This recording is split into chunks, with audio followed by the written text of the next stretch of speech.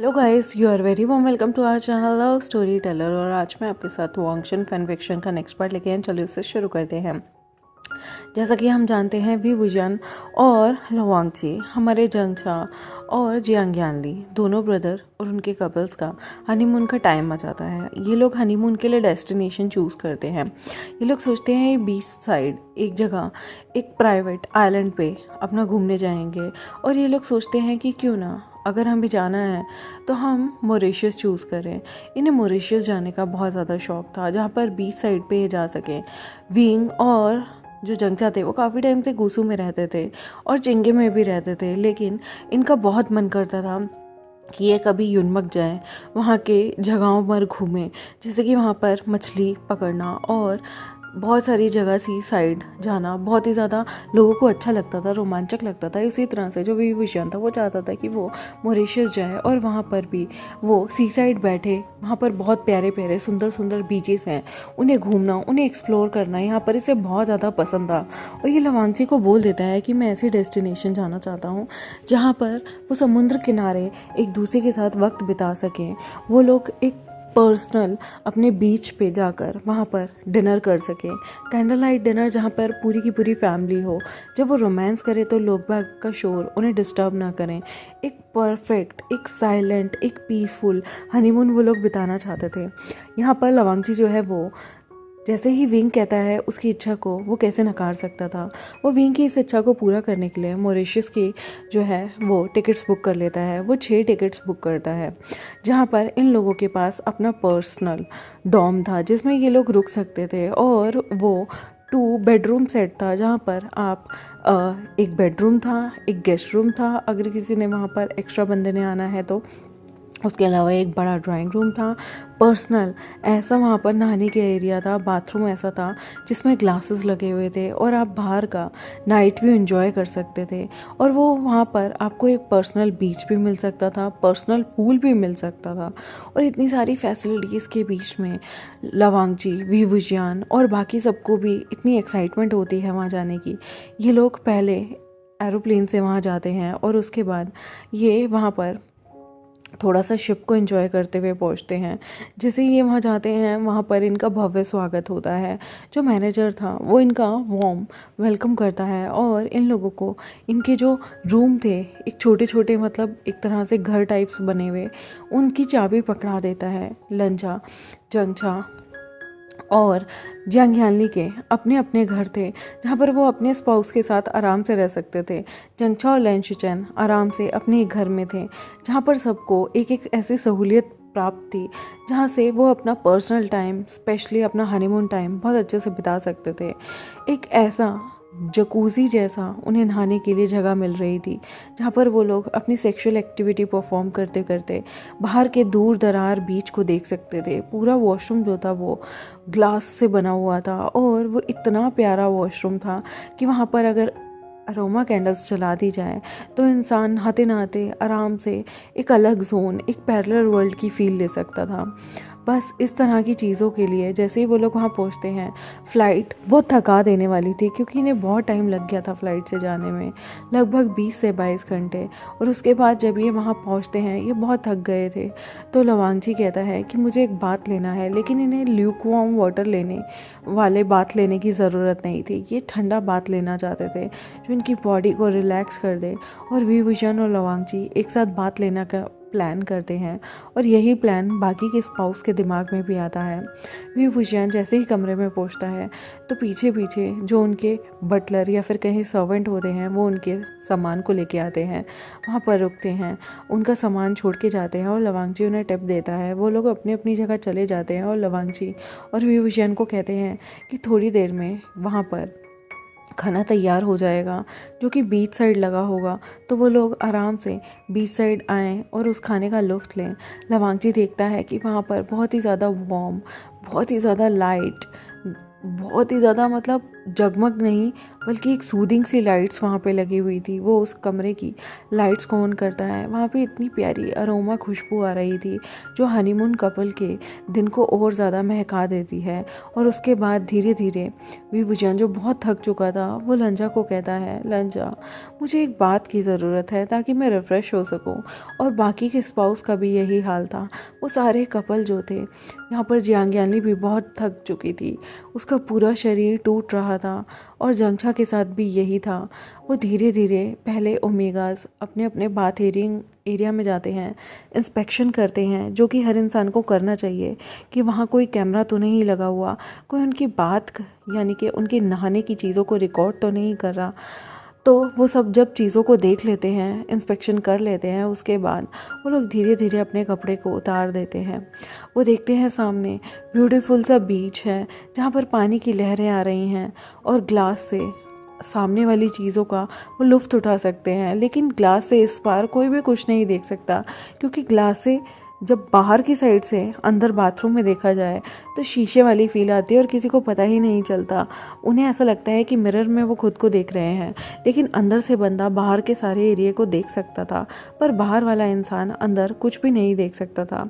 आराम से Jiang Yanli यहाँ पर अपने रूम में जंगछा मतलब वॉशरूम में जंगछा और विभूषण अपने वॉशरूम में अपने धीरे धीरे कपड़ों को उतारते हैं। और उसके बाद वो उस ठंडे ठंडे पानी में अपने शरीर को भिगोते हैं। वहाँ पर इतने प्यारे प्यारे फॉरेस्ट एसेंशियल और ना जाने कितने महंगे महंगे प्रोडक्ट्स पड़े हुए थे जो स्पेशली बाथिंग के लिए बहुत ज़्यादा फेमस थे। उनकी खुशबू बहुत ज़्यादा सूदिंग थी और इतनी अच्छी थी। जब वो बात ले रहे थे, किसी जगह कॉफ़ी बीन्स की खुशबू थी तो किसी जगह सैंडलवुड की खुशबू थी और किसी जगह फ्रेश सी सॉल्ट की खुशबू थी, जिन्हें जब वो नहाते हुए यूज़ कर रहे थे तो उनकी बॉडी एक तो थकान से हट गई थी और खुशबू इतनी अच्छी आ रही थी। धीरे धीरे सारे अल्फ़ा भी जब उन्हें ओमेगा की जो फेरोमोन्स होते हैं उनसे मिलते हुए इन अरोमा चीज़ों की खुशबू आती है तो वो अपने अपने ओमेगास की तरफ अट्रैक्ट होते जाते हैं। और धीरे धीरे वो सारे अल्फ़ा अपने अपने ओमेगा के पास बाथरूम में खींचे चले जाते हैं। लवांग जी जब विभूषण के पास बाथरूम में आता है तो वह धीरे धीरे अपने कपड़ों को उतारने लगता है, जैसे मानो किसी ने उस पर जादू कर दिया हो। यहाँ पर उसके ओमेगा की खुशबू उसे पागल और दीवाना कर रही थी। लन शिचन का भी सेम ही हाल था, क्योंकि जंगछा की खुशबू ऐसी खुशबू थी जो उसे बहुत दूर से भी अट्रैक्ट कर सकती थी। इसलिए लन शिचन भी वहाँ फटाफट से अपने कपड़े खोल देता है। और जिन जुशन का भी यही हाल था। जिन जुशन जियांग यानली से बहुत प्यार करता था और जियांग यानली के अलावा वो किसी और के साथ इंटीमेट होने का सोच नहीं सकता था, भले उसके पिता कितने ही कैरेक्टरलेस हों। लेकिन जिन जुशन जो था वो अपने पिता के नक्शे कदम पे नहीं था। यहाँ पर फटाफट से जंगछा की पतली कमर को ग्रैब करने के लिए, पकड़ने के लिए यहाँ पर हमारे लन शिचन का भी मन मचले जा रहा था। और विभूषण के साथ टब में बीच साइड देखते हुए कैंडल लाइट में सेक्स करने का मज़ा लवांग जी कैसे छोड़ सकता था। और गाइस आप हेडफोन्स लगा लीजिए क्योंकि यहाँ थोड़ा सा रोमांस होने वाला है। ऐसे ही सारे अल्फ़ा अपने अपने ओमेगास के पास बाथ टब में जाते हैं और धीरे धीरे सेक्सुअल तरीके से वो पानी में जाते हैं। यहाँ पर लंजा जो था वो विंग के ऑपोजिट जाके बैठता है और धीरे धीरे अपने पैरों को विंग की थाइस पे रब करने लगता है। विंग भी यहाँ पर बहुत ज़्यादा रोस्ट हो गया था। एक तो थकान थी, लेकिन ये सूदिंग सी खुशबू यहाँ पर उसे भी दीवाना कर रही थी। और अल्फ़ा जब अपने फेरोमोन्स रिलीज़ कर रहे थे तो वो फेरोमोन्स जो थे वो उसकी खुशबू यहाँ पर अल्फ़ा की खुशबू से मिक्स होती हुई, ओमेगा की खुशबू से मिक्स होती हुई और यहाँ के अरोमा कैंडल्स की खुशबू से मिक्स होती हुई उस बाथ टब में जो ओरिजिनल इंग्रेडिएंट थे उनसे मैच होती हुई यहाँ पर भी विभूषण को भी पागल कर रही थी। सेम हाल जंगछा और जियांग यानली का था। अपने अपने अल्फाज के लिए वो भी पागल हो रहे थे। और यहाँ बाथ टब में वो लोग एक घमासान रोमांस करने लगते हैं। ये बाथ टब जकूज़ी जैसा था जहाँ पे आराम से 2 बंदे या फिर कहें कि 3 बंदे आ सकते हैं। उस बाथ टब में जो हमारे लंच चैन थे वो तो इतने वाइल्ड हो जाते हैं कि वो जंगछा को पलट देते हैं और डॉगी स्टाइल में रोमांस करने लगते हैं। और यहाँ पर जिनजुशन यांग याली को अपने ऊपर बैठा देता है और वो लोग काउगर्ल स्टाइल में सेक्स करने लगते हैं, जिसमें लड़का नीचे बैठा होता है और लड़की उसके ऊपर होती है। और यहाँ वी वुजियान और जो हमारे लवांगजी थे, लवांगजी धीरे धीरे सर रखते हुए वी वुजियान के पास आता है और वी वुजियान को उसकी बैक से पकड़ के अपने ऊपर बैठा लेता है और दोनों पहले तो किस करते हैं, रोमांस करते हैं और धीरे धीरे सेक्स करने लगते हैं। और वो लोग रिवर्स काउगर्ल पोजीशन में सेक्स कर रहे होते हैं कि एक पोजीशन है सेक्स की जिसमें इंसान की पीठ आपकी तरफ होती है लेकिन वो आपकी गोदी में बैठा होता है। और इस पोजीशन में वो लोग जब सेक्स कर रहे होते हैं तो विंग की आवाज़ें और विंग की बैक पीछे से दिखती हुई इसकी नेक वांगजी को और भी ज़्यादा रोस्ट कर देती है। वो विंग की उस जगह पे किस करता है और नेक के पीछे की साइड से उस जगह पे जहाँ उसने मार्क किया हुआ था विंग को, वहाँ पर किस करने लगता है। यहाँ पर जंगछा और जिस तरह से वो वाइल्डली लैनशिचन उसके साथ सेक्स कर रहे थे, जंगछा को बहुत दर्द हो रहा था और जंगछा को पता था अब वो अगली सुबह तक चलने लायक नहीं रहेगा। यहाँ पर जियांग याली और जिनजुशन भी रफ, सॉलिड और पैशनेट सेक्स करते हैं। यहाँ पर तीनों अल्फ़ा अपने अपने ओमेगास के साथ 2 राउंड सेक्स करते हैं और बाथ टब में ही वो अपने अपने ओमेगा के साथ बिना प्रिकॉशन यूज़ किए उनके अंदर ही रिलीज़ कर देते हैं, क्योंकि अब उन्हें किसी चीज़ का खतरा नहीं था। अगर उनके ओमेगास प्रेग्नेंट हो भी जाते हैं तो अल्फ़ास को दिक्कत नहीं थी और ओमेगास के अंदर रिलीज़ करते ही उन्हें बहुत अच्छी फीलिंग आ रही थी, बिकॉज उन्हें कॉन्डम यूज़ करने की ना तो इच्छा थी, ना उनका दिल था, ना उन्हें पसंद था और उन्हें इस तरह से अब खतरा भी नहीं था। एक अच्छे से रोमांस के बाद वो लोग तैयार होते हैं। यहाँ पर ओमेगास की हालत तो बहुत खस्ता हो गई थी, क्योंकि 2 राउंड सेक्स के बाद उन लोगों की बॉडी में जान ही नहीं लग रही थी। तो अल्फाज अपने अपने ओमेगास को अपनी अपनी गोद में लेते हैं, पहले उनकी बॉडी को क्लीन करते हैं और उसके बाद क्लीन वगैरह करने के बाद वो सारे के सारे नहा धोकर कपड़े पहनकर बाहर जाते हैं। सारे अल्फाज ने अपने अपने ओमेगास को गोदी में छुपाया हुआ था, उठाया हुआ था और बहुत प्यारे लग रहे थे सारे ओमेगास। उनके लव बाइट्स ताज़े ताज़े दिख रहे थे और वहाँ के मैनेजर सर्वेंट्स के लिए कोई पुरानी बात नहीं थी या फिर कहें ये नई बात नहीं थी। वहाँ पर अक्सर लोग हनीमून पीरियड के लिए आते थे और लोग अपने रोमांस में इतने लीन होते थे कि वहाँ के मैनेजर और सर्वेंट्स को इस तरह से लोगों को देखने की आदत थी। मैनेजर वहाँ पे उन लोगों को ग्रीट करता है और उस एरिया में लेके जाता है जहाँ पर उन्हें बैठ के खाना खाना था। वो सारे के सारे वहाँ जाते हैं। जंगछा, जिसे बहुत शर्म आ रही थी क्योंकि लैनशिचन ने बहुत अच्छी तरीके से डॉगी स्टाइल में उसकी कमर तोड़ दी थी। जियांग याली को भी बहुत मज़ा आ रहा था, लेकिन जिनजुशन फिर भी बाकी अल्फाज की तरह बेरहम नहीं था और लवांगजी ने भी विविजन की ऑलमोस्ट कमर पूरी तरह से तोड़ ही दी थी। वो लोग वहाँ अपने अपने ओमेगास को बैठाते हैं और अल्फ़ा वहाँ पर जाते हैं। वो देखते हैं बीच साइड कितनी अच्छी लहरें आ रही हैं। उन लहरों की आवाज़ें उनके कानों में गूंज रही हैं। छोटे छोटे जो इंसेक्ट्स हैं वो वहाँ पर रेत पे चल रहे हैं। जुगनू भी साइड में लहरा रहे हैं, अपनी रोशनी को छोड़ रहे हैं। और ऐसे टाइम में जब बिल्कुल रात का समय बीत गया है तो जंगछा और बाकी सारे ओमेगा मिलके वहाँ खाना खा रहे हैं। वहाँ का खाना बहुत डिफरेंट तरीके का होता था, क्योंकि जितने भी जगह होती हैं सी साइड की, वहाँ पर फ़िश ना मिले तो बात ही क्या है। वहाँ फ़िश, क्रैम्प, हर चीज़ थी। लॉबस्टर जो आप सोच नहीं सकते, क्योंकि वहाँ पर सी फूड बहुत टेस्टी मिलता था। वहाँ पर लवांगजी ने अपने लिए कुछ ऐसी चीज़ें भी मंगवाई थी जो वेजिटेरियन हो। लैनशिचन और लवांगजी वेजिटेरियन चीज़ों को ही खा रहे थे। वी वुजियान बहुत इन्जॉय करता है। वहाँ से ताज़ी पकड़ी हुई मसाला फ़िश बहुत टेस्टी होती है और स्पेशली जो वहाँ की करी फ़िश होती है वो तो और भी ज़्यादा अमेजिंग होती है। हालांकि फ़िश को खाते हुए कांटे का ध्यान रखना होता है, लेकिन वो बहुत ही आला दर्जे की और बहुत ही अच्छी फ़िश थी, जिसे खाने के बाद वी वुजियान और जंगछा और जियांग याली बहुत खुश हो जाते हैं। जिनजुशन जो फ़िश को देख के मुंह बना रहा था, लेकिन उसे लॉबस्टर खाने में बहुत मज़ा आता है। और यहाँ पर ये दोनों प्यारे से भाई जो वेजिटेरियन फूड को ही इंजॉय कर रहे थे। ये लोग अपने लिए सूप मंगवाते हैं और उसके बाद इन लोगों के लिए डिफरेंट किस्म के वहाँ की जो लोकल करीज़ होती हैं वो बनती हैं, जो कि प्योर वेजिटेरियंस थी, जिनमें कोकोनट की चटनी और कोकोनट का रस मिला हुआ था, जो खाने को और भी ज़्यादा उम्दा बना रहा था। क्योंकि जब हम सी साइड जाते हैं ना गाइस, तो कोकोनट फ्लेवर जब हमारे खाने में आता है तो वो खाने के टेस्ट को 10, 15, 20 गुना बढ़ा देता है। और मुझे लगता है जब हम किसी बीच साइड होते हैं ना, तो विदाउट कोकोनट फूड हमारा खाना पूरा नहीं होता। क्योंकि मैं खुद भी बहुत बार, 2 बार गोवा, 1 बार अंडमान निकोबार और 1 बार लक्षद्वीप जा चुकी हूँ, और 1 बार मैं केरल भी जा चुकी हूँ और मुंबई भी जा चुकी हूँ। तो मुझे पता है कि जब हम ऐसी जगह जाते हैं, स्पेशली साउथ साइड या गोवा साइड, तो वहाँ पर जो कोकोनट से बनी हुई सब्जियाँ होती हैं वो बहुत टेस्टी होती हैं। भले ही मुझे north Indian food as compare to बाकी रीजन से ज़्यादा पसंद है, लेकिन मुझे वहाँ के ऑथेंटिक या फिर वहाँ के फूल से बनी हुई सब्जी, एक कोई गुलाबी रंग का फूल था, उससे बनी हुई सब्जी भी हमें अच्छी लगी थी। और मैंने बहुत सारी यूनिक चीज़ें भी खाई थी। वहाँ मुझे एक फ़लस्तीनियन भी मिले थे जो कि हमारे फ्रेंड बन गए थे, और उन्होंने फ़लस्तीन की हमें चाय भी पिलाई थी, जो कि बहुत ही अच्छी थी।